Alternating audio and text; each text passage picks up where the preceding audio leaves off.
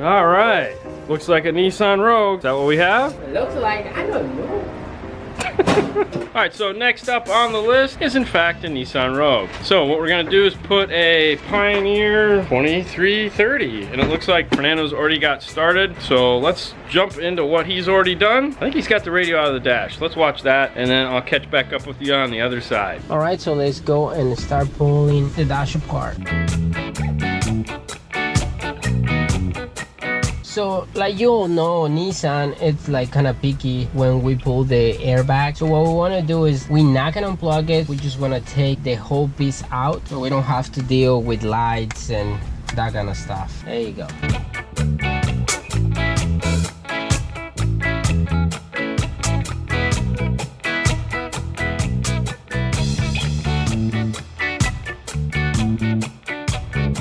Alright, so dash kit we're going to use is a BKNDK 786, a BHA 36. It needs an antenna adapter, right? Yes, the double. Yeah, the got Amplifier. it. So the antenna adapter we're going to use is the BAA 36. This is the amplified antenna adapter we talked about before. And of course the 7552. Now I'm going to go run this over to the car real quick and see if there's a ground on the other side. Not that it matters, we're probably still going to have to run a ground, but I'll check anyways.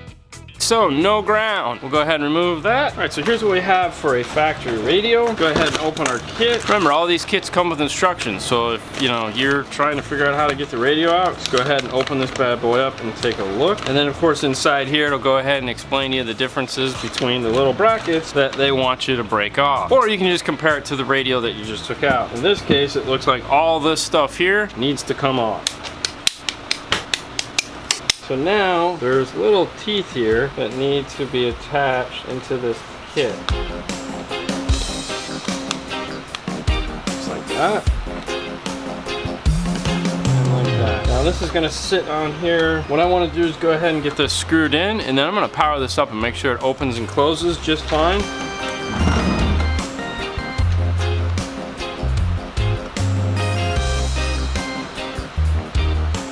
Alright, so we have a little bit of hittage. So I'm going to see if I can fix that. Go ahead and pull it back off.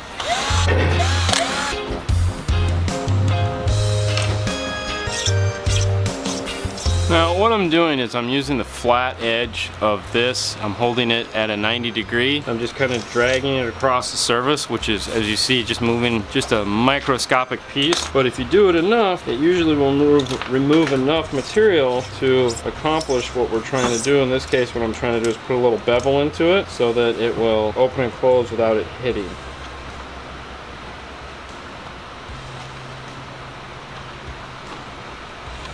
There we go. All right, so we got it. We're good. Now we can proceed. Now, and just in case you were wondering, what we have hooked up here is a 12-volt power supply that allows us to go ahead and turn on the radio while we're on the test bench. If you'd like to pick up a power supply like that, you might want to go over to Dean and Fernando's tool drawer, where we have a link in the description below. You can go over there and you can find all kinds of tools like the ones that we use to do these installs. It's www.dnftooldrower.com. Okay, so now that we have the dash and the radio all apart, we're gonna go and run the Bluetooth mic and figure out where we're gonna put the USB.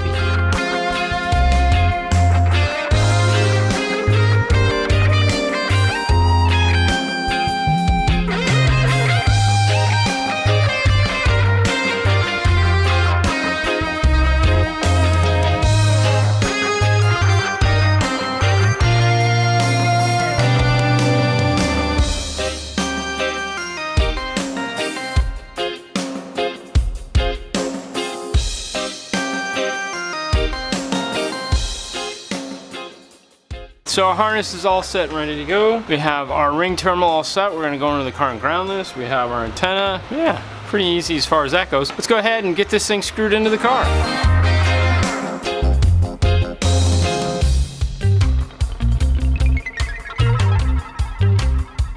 We have our USB mounted. There's no stereo controls. The Bluetooth mic is in. Let's go ahead and get this radio plugged in and get this dash back together.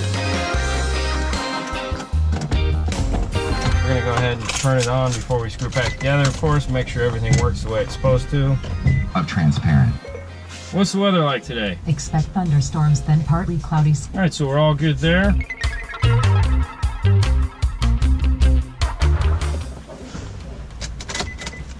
All right, guys, so this one is done. On to the next one. All right, so we have the next car. I wish I could say it was something more exciting than a radio, but it's not. All right, so what do we have? What do we have? What is this, a Hyundai? Yeah. Which one? Santa Fe? Santa Fe? Oh, let's just look in the back, shall we? I know, right? It is a Santa Fe. You win. What we got is this big dash here. Now, with this car, this whole piece here has to come off. It's a lot of fun. And Fernando's setting up the GoPro to get the perfect image of us doing it. So let's go ahead and switch from this camera here to that camera there, shall we?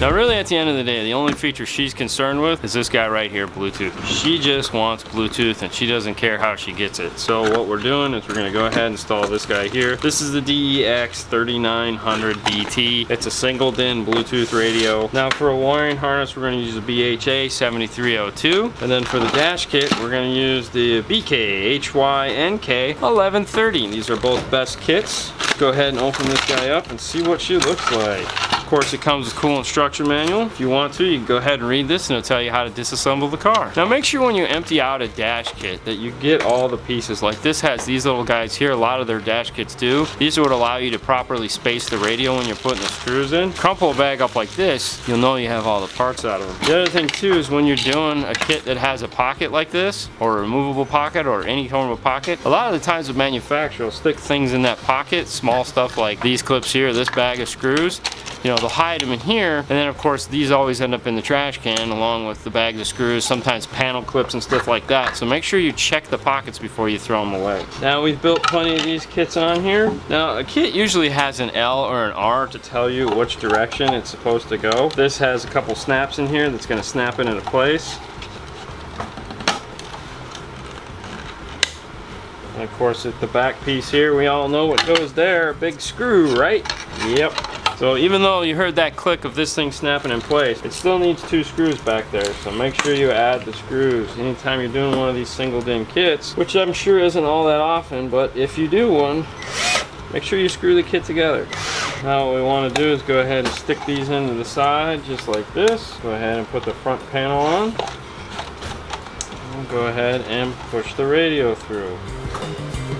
So what you want to do when you're putting one of these in, of course, is check to make sure it's level, but then check to make sure where this and this line up with this and this, so that it's not in there crooked like that. And when you get it the way you want it, go ahead and tighten up the screw. Now I know some of you are out there going, hey, these all come with cages, how come you're always screwing it in? Well, because it's locked into place now. I like to make it nice and firm and secure, nice one piece. It's like it's all built in, it's rugged. All right, so we have the radio all set, and like always, make sure the face detaches. We're gonna go ahead and leave it off until we're done. All right, let's go get this into the car. Hey, buddy. What's going on? Look what I got. Oh, thank you. It's Christmas. Here, I'll hold this. You plug it in. Another tip when you're putting this stuff back in, make sure you route these wires, because nothing is more of a just than getting this all screwed in and realize like this harness that's supposed to go up here is down here. Oh, it drives me crazy.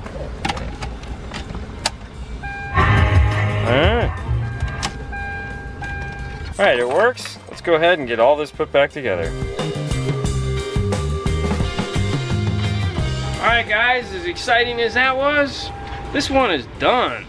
On to the next one. Yeah. See you. I don't know if I'm gonna make it. I don't have gas in here. I don't doubt it.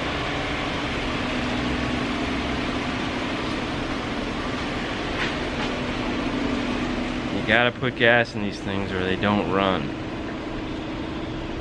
So the next car on the list is a Mercedes E350 2014 with a giant factory stereo in it. He wants to go ahead and add some bass to it because apparently the little guy in the rear deck isn't enough for him. So he's gonna add a Punch 1000 and a T112. Oh yeah, that stuff right there. A couple hurdles we have to get over first, and that is how the heck are we gonna integrate into it? It's actually not as bad as we were thinking. We've been playing with it for a little bit. Obviously, you know, can't film everything, but we're gonna tell you what we found out. And after all, isn't that the most important fun part. So the first thing you always want to test for in these cars is, of course, any form of fake noise, noise canceling, anything like that, because German cars, American cars, pretty much any new car, you run the risk of that anytime there's an outboard amplifier. Let me show you what we figured out. There isn't any. Good news. We'll fast forward to the ending. So what we have over here, this guy, this big guy right here, is the factory amplifier, and this thing is huge as far as channels go. This amplifier is comprised of 9 channels of amplification. That's right, 9 channels. There's 2 for each corner of the car and a center channel. I know what you're asking. What about the sub? The subwoofer is this little guy right here mounted on the rear deck. The sub is right here. That hole, these holes are the factory subwoofer. So this is it here.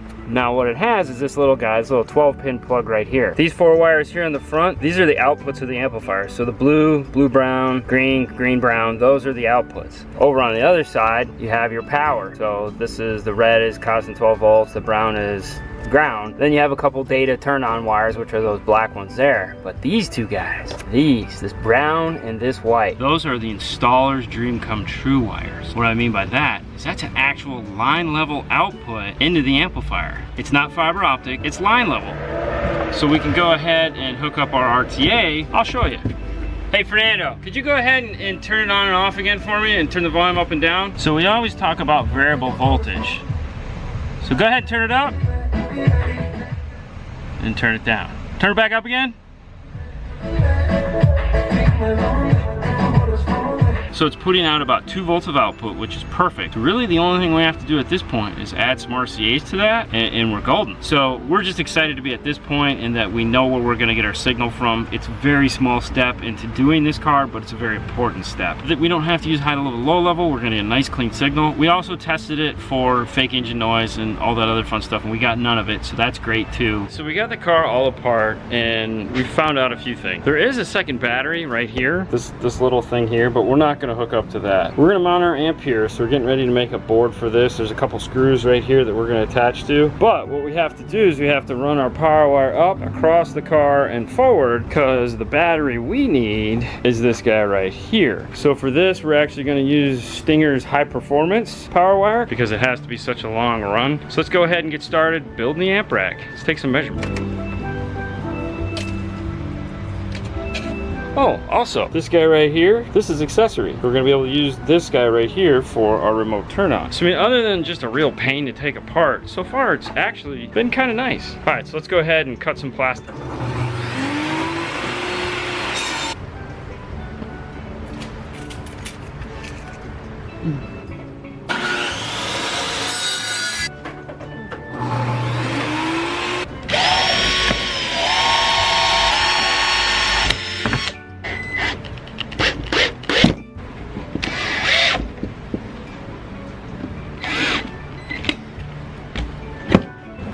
Alright, so we made it a little bit shorter and then added this into it here. So now we're going to retest fit it.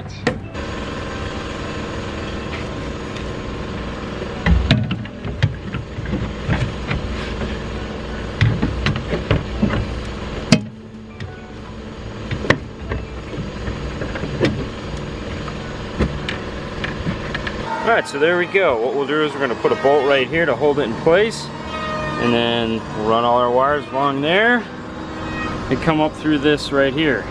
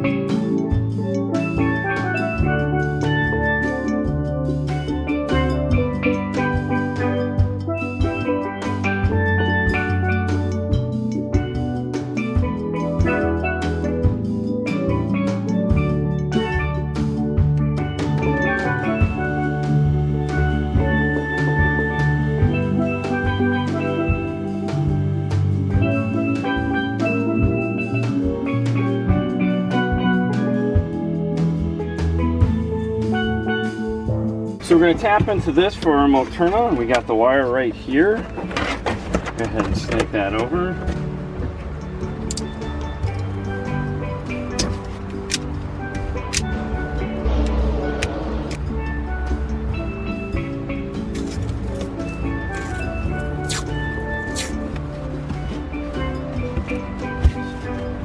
So the plug for the amp is very short, and I'd have to solder it up here, and I really don't want to do that. So what I did was use some of the pins that we removed from the radio harnesses that I always tell you guys to keep and save. They fit right in here and they lock in real tight. So we went ahead and made our RCA. So now all we have to do is zip tie this up, snake it over, and plug it into the amplifier right here.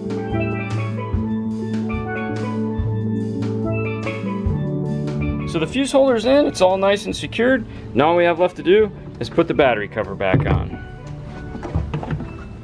All right, so we're all done. We got the big ported box in, the T1, rocking the 10 gauge. Amplifier's all in place and tuned up. This cover right here goes over it. Let's hear it, Fernando. All right, there you go. Little bass drop, little Rockford action. And as we say, on to the next one.